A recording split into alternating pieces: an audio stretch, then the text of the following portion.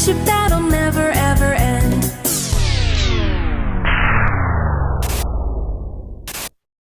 Run!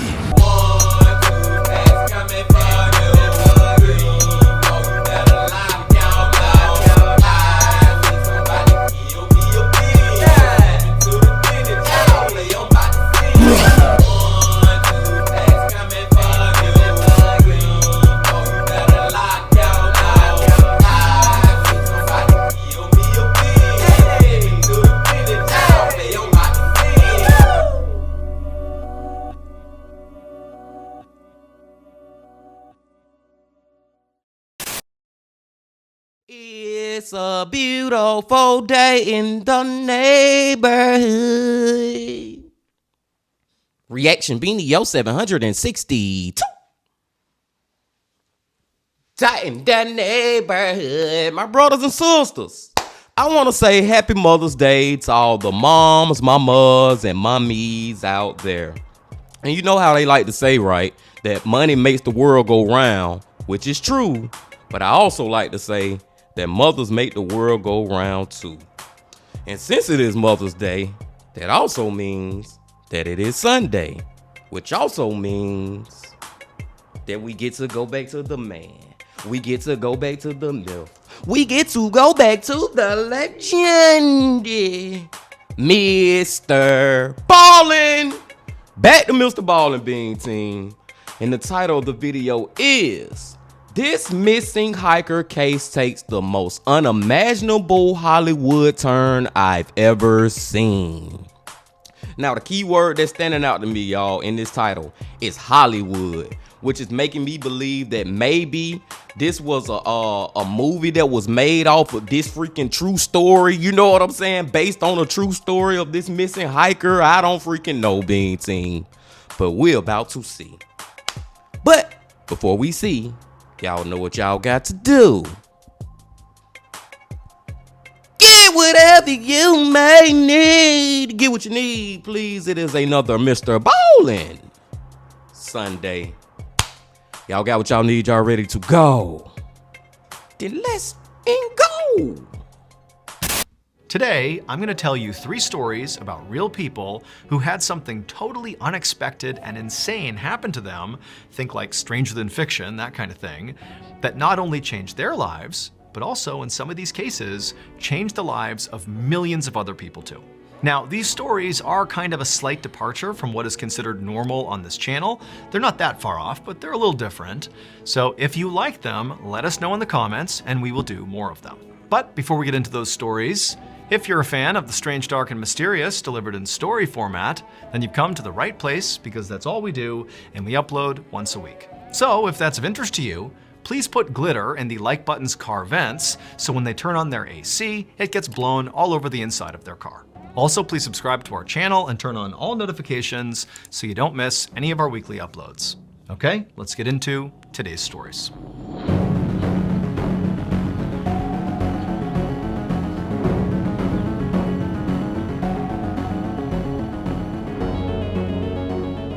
Ballen! On the afternoon of July 9th, 2001, a 13-year-old boy named Cody Clausen carried a bag of camping supplies through the woods near Yellowstone National Park in Wyoming. Cody had come to the woods for a camping trip with his dad and his Boy Scout troop.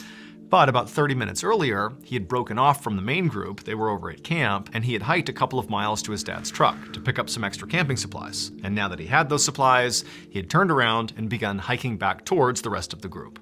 As Cody hiked along, he kind of let his mind wander. He was thinking about what story he was going to tell that night around the campfire to impress the other Boy Scouts. But as he was thinking about it and kind of walking along, he started to realize that things didn't look familiar. And at some point, he started to wonder, like, why haven't I actually reached the campsite yet? And at that point, he stopped, he didn't panic, and he just kind of looked around and realized that he actually had left the path. He was not even in an area that he had seen before. And so being a Boy Scout, he kind of stayed calm and he just turned around and decided he would retrace his steps back to his dad's truck and start again. He would obviously be very late back to camp, but at least he'd come back in one piece. But as he retraced his steps, he really didn't know where he had come from, because again, he had sort of left the trail because his mind was wandering. And so before long, Cody realized he was totally lost. and he started to panic. Man, it's so freaking easy to get lost out there in them woods, Bean Team, especially when you get off the path. Let's hope Cody get back to where he's supposed to be. Hours passed by as Cody frantically walked around the woods, calling out for help, but not hearing anybody calling back to him. And then as the sun began to set, he also noticed that storm clouds were rolling in. And so this situation was becoming dire very quickly. But he told himself, don't worry, my father and the Boy Scout troop, they clearly know by this point that I'm missing and they must be out looking for me. But Cody knew there was no telling how long it would take for them to find him. I mean, it could be hours or it could be days. Or, the thought was totally terrifying, but they might not find him at all. But at this point, Cody was able to calm himself down and tell himself like, hey, you're a Boy Scout. You can do this. You can at least stay out here, make a shelter, build a fire, and kind of just wait while someone comes to find you. That's all you can do at this point. And so he had his bag of supplies with him, and so he took it off and he dumped the contents out. And quickly he realized the contents of this bag were not going to help him. Certainly not going to help him build a fire or shelter. But worse than that was there also wasn't any food, and he barely had any water.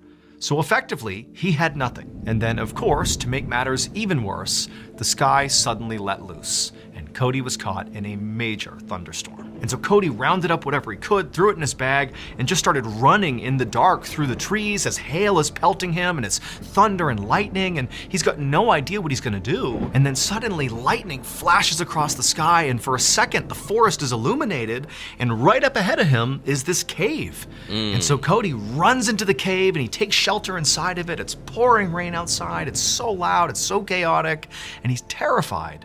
But now it's like his body just shuts down. He's so overwhelmed, he's so scared as he's laying there like wondering, am I gonna die out here? That he just closes his eyes and passes out just from sheer exhaustion.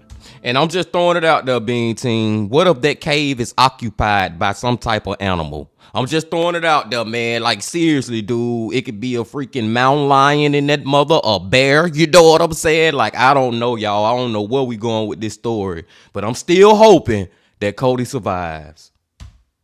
The next morning, Cody woke up still sheltering inside of this cave. And the first thing he noticed is when he looked out into the woods was the storm had stopped. The rain had let up.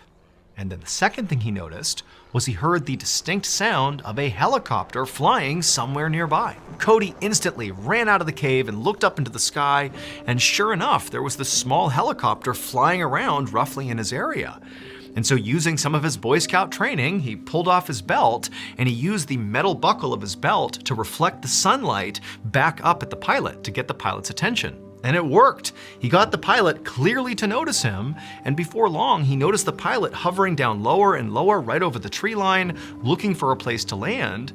And so Cody is so overjoyed, he's about to be saved. He grabs his stuff and just charges over roughly to the area where the pilot's trying to land, and by the time he gets in that vicinity, he sees the pilot actually touching down in a clearing. Cody can't believe it. It's only been one day and he's been found. And so Cody runs over to the helicopter, throws the door open, gets inside, and the pilot just turns around and says, "Good morning." And Cody, at first, doesn't really register what's happening here. He's only just completely relieved that he is going to survive. But then he kind of stops and looks at the pilot, and he can't believe who it is that's just rescued him.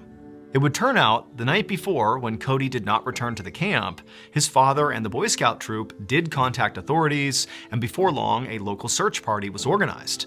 And one of those people who volunteered to be a part of the search was an amateur pilot who lived in the area. That helicopter pilot was the one who found Cody 10 miles away from his Boy Scout troop's camp. When that pilot reunited Cody with his father, Cody's father naturally assumed that, given the trauma of the last 24 hours, that Cody would not want to rejoin the Boy Scout troop and continue this camping trip, that he would want to go home.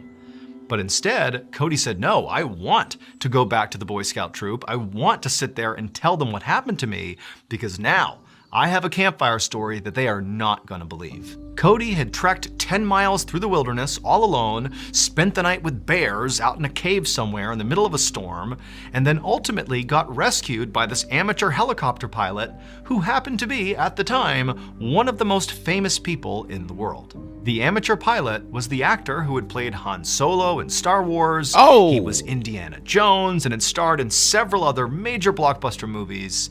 It was none other than Harrison Ford. Wow, dude. That is so freaking cool. Can you imagine getting freaking rescued by Indiana Jones? That's like freaking out of a freaking movie, Bean Team. Straight out of a freaking movie, man. Yes, Cody, I'm happy you survived and you get to tell a real life camping story that happened to you. Man, that is crazy. Can you imagine that, Bean Team? Let's go, y'all. We started off good. I enjoyed that story. You know that feeling? MrBallen commercial, man. Shout out to Indiana Jones, y'all. And shout out to Cody. Let me take it back and let's go. A 30-day trial at audible.com/MrBallen. Okay, back to the story. Back to it.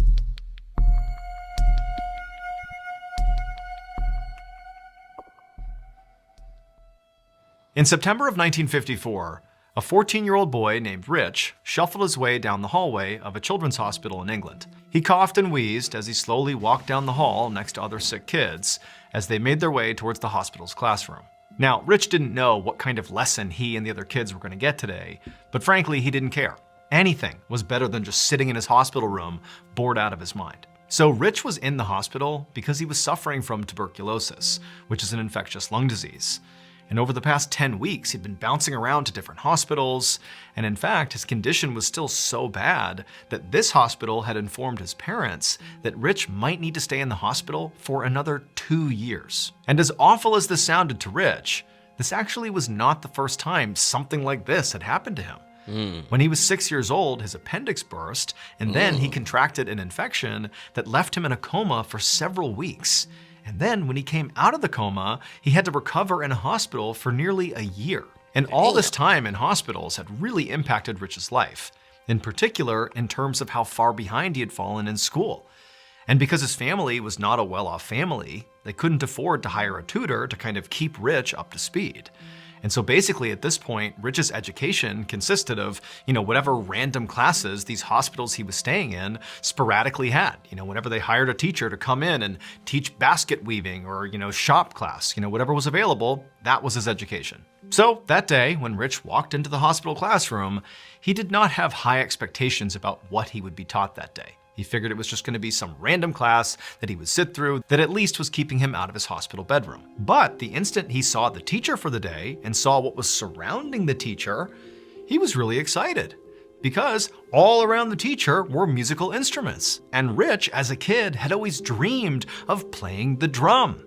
He had seen one day in a Windows shop a drum set and he had wanted it so badly, but his family didn't have the money to pay for it, so he had never had a chance to do it. But now it seemed like Rich was finally going to get his chance. And so when the teacher began handing out the instruments to the kids, Rich demanded that he get the drum set. He would not play anything else. And the teacher was like, okay. And so he was given the drum. I'm so happy for Rich right now, Bean Team, because of all the health issues he been going through. You know what I'm saying? He's stuck in this freaking hospital, been spending years in the freaking hospital, and now he finally get to do something that he been thinking about and wishing to do, and is able to enjoy it. Let's find out who is Rich, you know what I'm saying? Because I feel like whoever is Rich is some type of famous person, and I just can't think about exactly who it is right now, but let's find out. And then that day, the teacher led the class, through a couple of basic songs, and Rich played the drum, and he and everybody else were objectively terrible, like the music was awful. But by the end of the class, Rich was totally revitalized here. I mean, he hadn't discovered some special new talent for playing the drums, but he had discovered that he had this amazing passion for playing the drum. It was like all he wanted to do now. And he figured that because he was going to be stuck in the hospital for the foreseeable future, he would just spend all of his time on practicing playing the drum. So the following day, Rich went into a closet in the hospital and he found these long sticks that were normally used for knitting, and they became his drumsticks. And for the next year and a half, Rich basically banged these makeshift drumsticks on anything he could to practice. And then also every few weeks, when the music teacher came back to the hospital, Rich would go to those classes and he would try to learn as much as he possibly could from the teacher. And that was basically his whole life, was those classes and banging on everything he could. Finally, in 1955, when Rich was 16 years old, he was released from the hospital. He was finally cured from tuberculosis. However, despite having his health back, it isn't like his life suddenly got a whole lot easier. It isn't like, he left the hospital and, magically became this amazing drummer and that was his life. Instead, his family was really struggling financially, and so Rich couldn't go back to school. He basically had to get a job in a factory and work full-time just to help support his family. And for Rich, he felt like that was the right thing to do. He didn't resent his family. This is what his life was. And what he did is he found joy, while he was working in grabbing makeshift drumsticks and just banging on stuff any chance he could. And he figured that that would be his life. He would just work and, find joy in drumming whenever he could. But Rich's outlook on life changed dramatically on Christmas of 1956, so a year after he'd left the hospital. Because on that Christmas, Rich's stepfather had secretly saved up all this extra money by working all these extra shifts and doing whatever he could to finally buy Rich his own drum set. To this point, Rich had not been able to have his own drum set. Everything was makeshift. And so that Christmas, he gets this drum kit, and Rich is like, this is the best gift I've ever been given. And he began practicing even more. And pretty quickly, he began playing with local bands every time he had time off. And before long, he became known as like a guy in town who was like one of the best drummers. And then shortly after that, right as Rich is kind of hitting his stride, being this kind of local celebrity, this local very popular band fired their drummer. And so it made perfect sense that they approached Rich and said, hey, will you join our band? And Rich said, let's do it. By this point, Rich had become known by his stage name, Ringo Starr.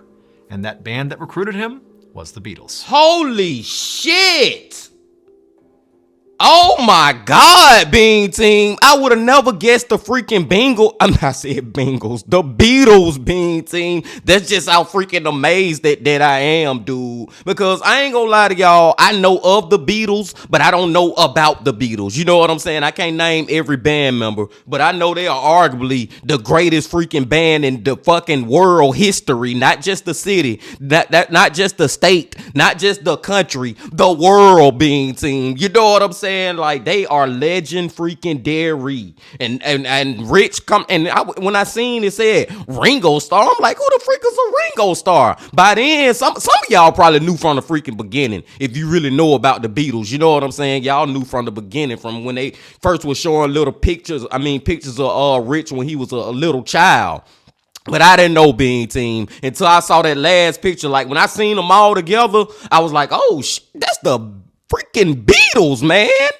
That is crazy. Happy that Rich got over that tuberculosis, because back in the day, back in those times, Bean Team, a lot of people used to die from tuberculosis. I can talk, man. I can freaking talk. And but nowadays it's very more easier to cure than back then. But that was a crazy story, y'all. Long story short, story long. I was not expecting that one. Let's go to the last one. Good video.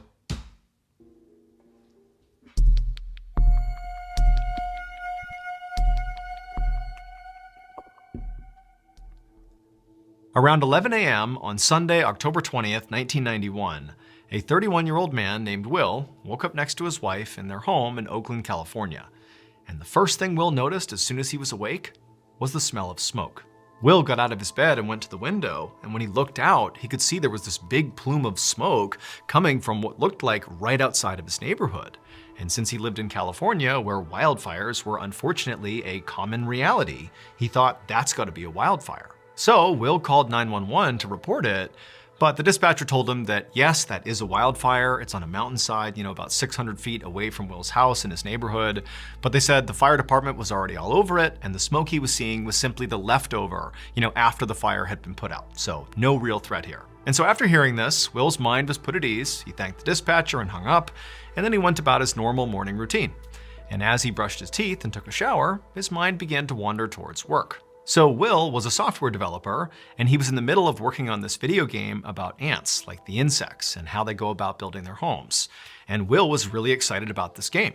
But as Will left the bathroom and happened to look out the window that he looked out before and saw that plume of smoke out on the mountainside, any thoughts of his video game immediately vanished.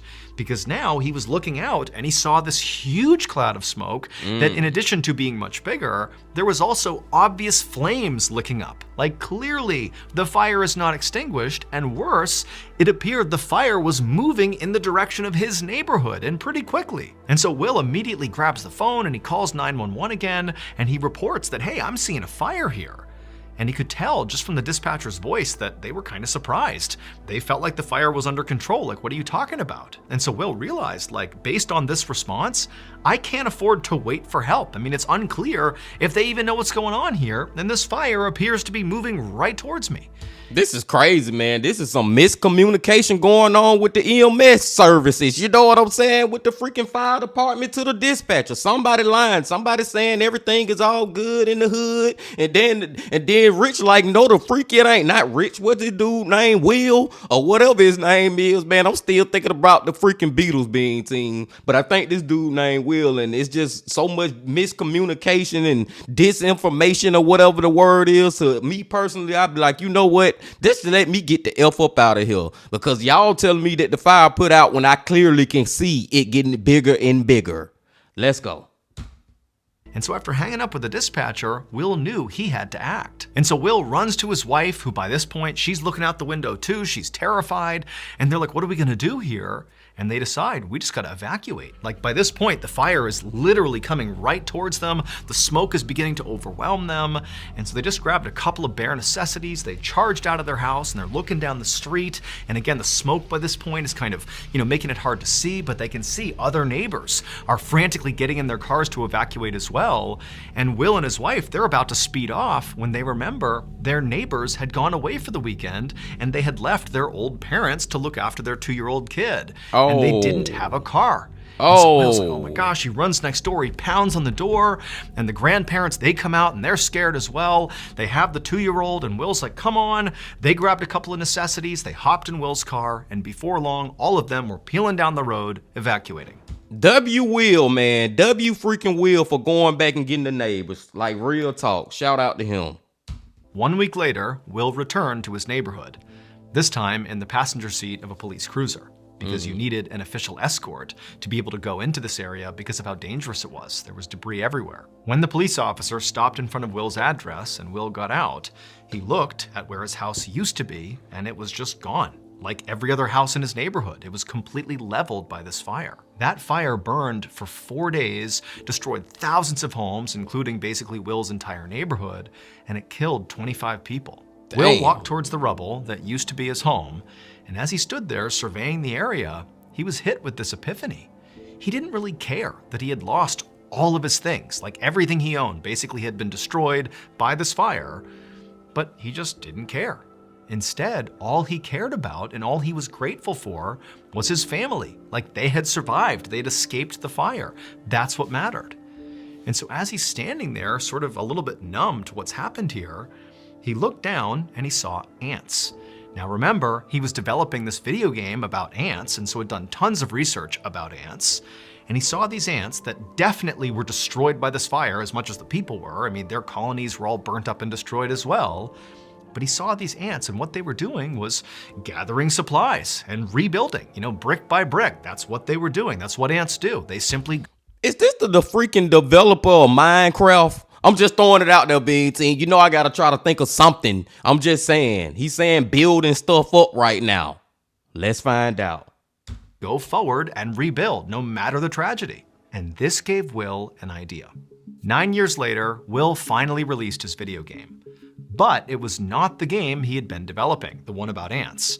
Instead, it was inspired by the ants he saw marching through the rubble after this horrible fire. In this game he made, you could create characters like avatars who could live entire digital lives, complete with homes and neighbors and spouses and kids and friends, like it really was an actual universe in this game. But this game is not set in a perfect fantasy world.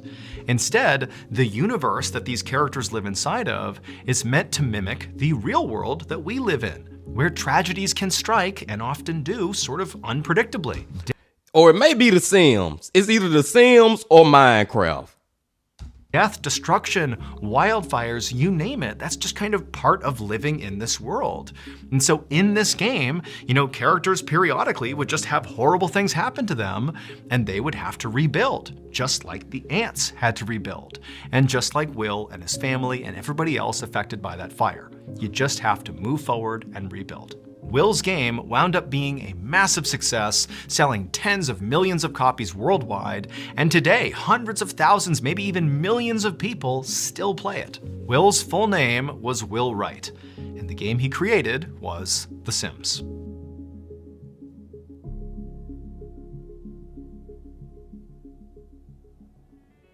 In case you haven't... Shout out to Will too, man. Will, hey, I didn't know if it was gonna be Minecraft or The Sims. At the end, y'all, I started thinking, hold on, I think it's maybe The Sims, but I was thinking Minecraft because of the whole building blocks and stuff. But the more MrBallen started to explain it, the more we realized that it was the freaking Sims, y'all. And I used to play The Sims when I was a younger child, around like 11 or 12. I'll never forget it. I had The Sims 2 on Xbox, and me and my nephew, we would play the F out of that game. You know what I'm saying? We would be living together, and we would end up getting a wife or a girlfriend, and we would have babies, and it was freaking fun, y'all. The more I just think about it, the more I wish that I had time to actually play it now, and maybe I'll give it a spin again. You know what I'm saying? Because that was all those years ago. I'm pretty sure that The Sims has got way more better and way more crazier and way more fun nowadays being seen. But also shout out to Will for saving those two grandparents and the little 2-year-old. Shout out to him for that also. Just like shout out to Indiana Jones for freaking saving Cody, y'all. Like, that was a crazy one. But the freaking rich kid, Ringo Starr, I did not know who the freak he was at all. But look what ended up happening. He ended up becoming the lead drummer for the freaking Beatles. That one right there blew my mind more than anything being team. But all three of these was great stories, man. I really like this new series from MrBallen. I think he have done it one time in the past before so far, and I hope that he do more of them in the future. And I digress. I'm gonna go and let y'all go now, Bean Team. I appreciate y'all coming on back as always. And before you leave, just please hit that like button, comment, subscribe, and do all that if you ain't did that yet. And remember this: love, peace, and happiness. Stay safe. Don't stop. Keep going. Yeah. If you're feeling lonely today, come along and throw your cares away. We're really glad that you're our friend, and this is a friendship that